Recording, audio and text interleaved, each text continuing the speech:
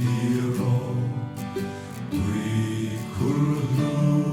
om naka dam na tuy mitin swata Kalvari aluaka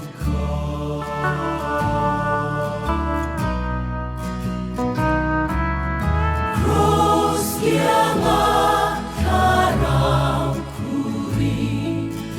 kung ay naimbito Varpar RCN Tatsuan Kavela Tsunenge Cross at Suan Karabuy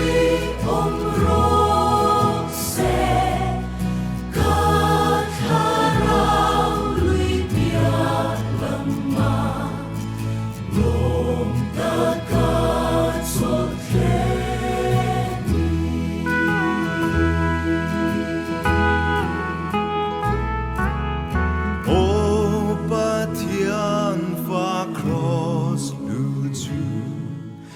kamit mu atenla hadam tulin min puila ka chung zon dilingro Cross at Suan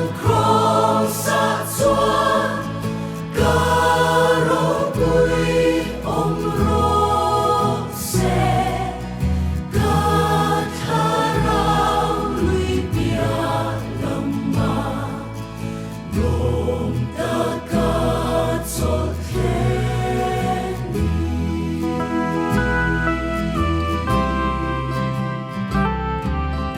Cross kiama